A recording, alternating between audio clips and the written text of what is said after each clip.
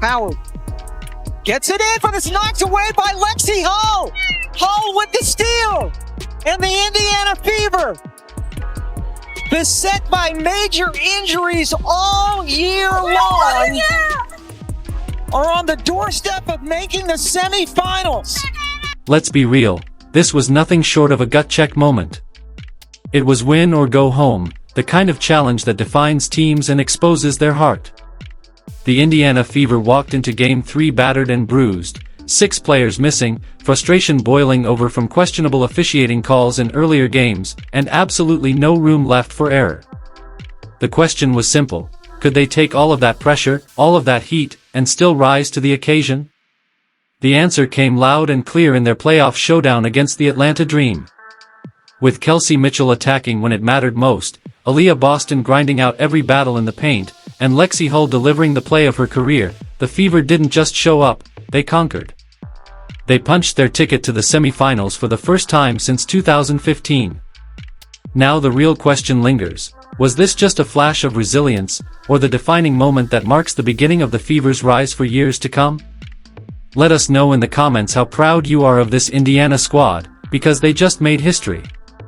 The emotions swirling around this team tell the story better than any scoreboard. We've been through so much this season, and giving ourselves another chance in Game 3 is huge, one player explained after the final buzzer. The emotion was raw, the energy overflowing. This is a team whose confidence never truly cracked, no matter the obstacles. Night after night, they've shown their heart, their character, and their unrelenting fight. Inside the locker room, the players leaned on one another. They piggybacked off each other's energy, strength, and resilience, not just within the roster but throughout the organization. They've been tested in every imaginable situation, games slipping away, injuries piling up, momentum stolen, and each time, they found a way to claw themselves back into position to win. They knew this time would be no different. Somebody has to lose and somebody has to win, the mentality echoed. On this night, Indiana refused to be the ones walking away empty-handed. Imagine living through nearly a decade without a single playoff series victory. That kind of drought doesn't simply sit quietly on a stat sheet, it weighs heavily on an entire franchise. It burdens the fans, it hangs over the players, and it casts a long shadow on every new season. The last time the Indiana Fever advanced this far, Tamika Catchings was still the heartbeat of the team, Natasha Howard was just beginning her professional journey, and Stephanie White was coaching the Fever in her first stint on the sidelines. That was all the way back in 2015, in a WNBA landscape that looked drastically different than today. Fast forward nearly 10 years, and the Fever weren't just playing for a win in Game 3, they were battling history itself. Before tip-off, the mood was tense but determined. Reporters asked about the desperation from Game 2. Anytime you're in a win-or-go-home situation, there's desperation, one Fever voice admitted. It has to carry over. Our backs are against the wall, so we have to come out with urgency. We need hunger, we have to value every single possession, every single opportunity. The message was clear: no wasted chances. What made this challenge even more daunting was the sheer state of their roster. Caitlin Clark, out. Sophie Cunningham, out. Sydney Colson, out. Chloe Bibby, Ari McDonald, Dewana Dantas, all on the injury report. That's an avalanche of scoring, experience, and leadership stripped away. Suddenly, this wasn't just another playoff matchup. It was a survival test with a roster stretched to its absolute limit. On paper, nobody believed in them. But that vacuum of outside expectation became their hidden weapon. With no one betting on them, the Fever had only one option left: fight with everything they had. And it wasn't just about competing, it was about redemption. Remember Game 1? Phantom whistles, momentum-crippling calls, and even a technical foul handed to their coach. The frustration was written across every face in the building, obvious even through a TV screen.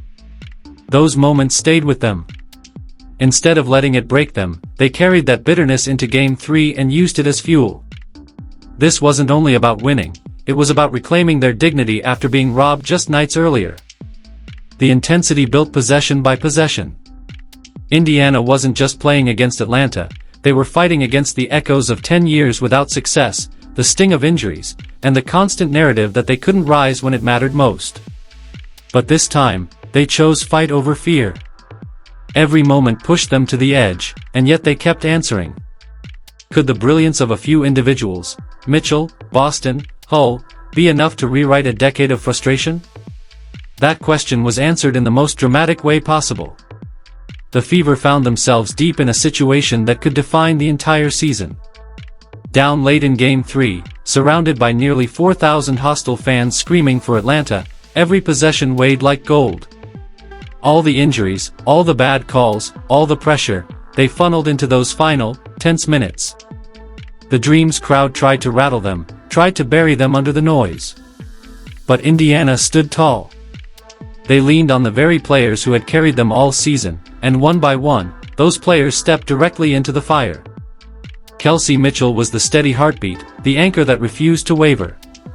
Atlanta's defense keyed on her, clogging the paint, throwing extra defenders at every touch.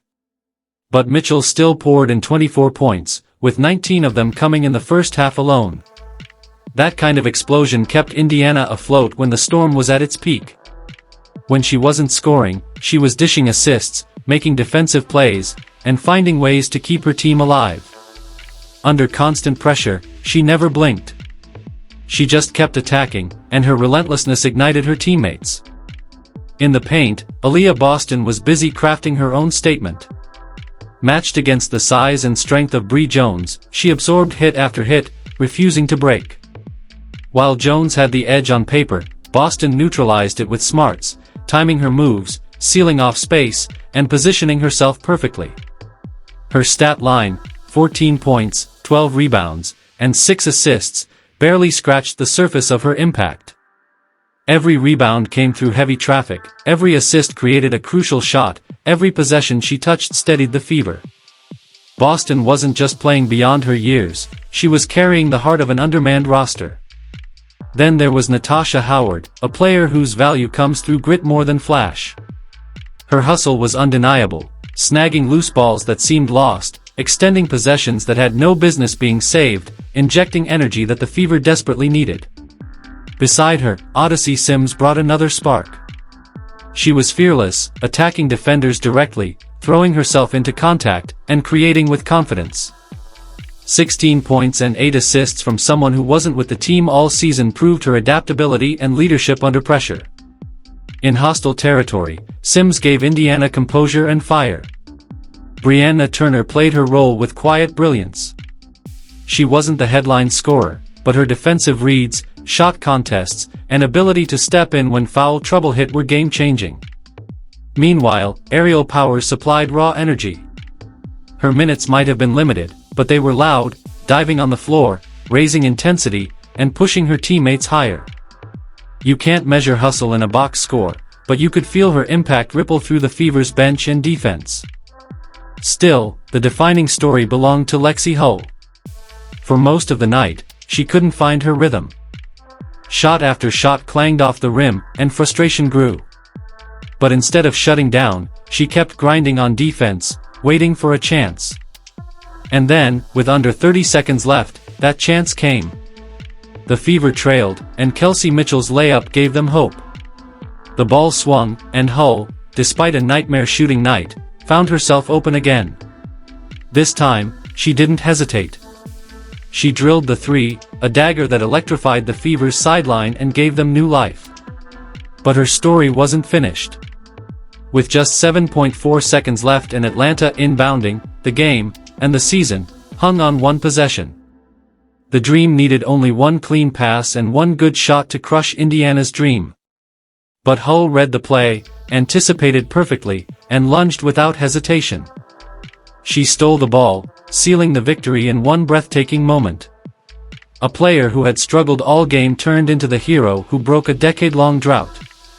Odyssey Sims added the final free throw to secure it, but Hull's steal was the play that will live forever. It embodied the Fever's entire identity this season: no excuses, no quitting, no backing down. Even when you struggle, you fight until your team needs you most. That single play flipped history. Indiana was finally back in the semifinals. The locker room scenes after were pure magic. Kelsey Mitchell hugged her teammates tight, unable to contain her joy. Aliyah Boston sat with tears in her eyes, feeling the weight of history lift. Lexie Hull clutched the game ball like treasure, proudly raising it for cameras. Veterans like Turner and Sims, who had bounced from team to team, finally felt the validation that their fight mattered. Every player was glowing, every moment felt earned. Even Caitlin Clark, sidelined with injury, was all in. She had spent the night shouting from the bench, waving towels, and pouring her energy into her teammates. Afterward, she lit up social media, posting in all caps, "Fever Show," with hearts in team colors. Her passion reflected just how much this team had grown into a family. Whether on the floor or in street clothes, every player left their fingerprints on this victory. Head coach Stephanie White gathered her team and made it clear, this was only the beginning. Waiting for them next are the Las Vegas Aces, the defending champions led by Aya Wilson, Chelsea Gray, Jackie Young, and a roster built for dominance.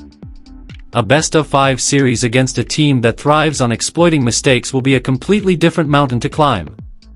Aces coach Becky Hammon fired her own warning shot, declaring that Indiana hasn't seen the real Aces yet. But that's what makes this fever run so remarkable.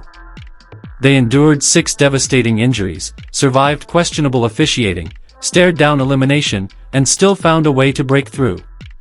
Their win wasn't just about advancing, it was about rebirth. 10 years of waiting ended with a group that simply refused to fold. Now they head into the semifinals against the Aces, the giants of the WNBA. Hammon might say Indiana hasn't seen the real Aces, but on this night, the Fever showed something just as real: faith, fight, and resilience. So, what do you think? Was this the start of something bigger? Drop your thoughts in the comments, let us know how proud you are of the Indiana Fever. Make sure to like, subscribe, and turn on notifications so you never miss a moment. Click the video on the screen now, and we'll see you in the next one.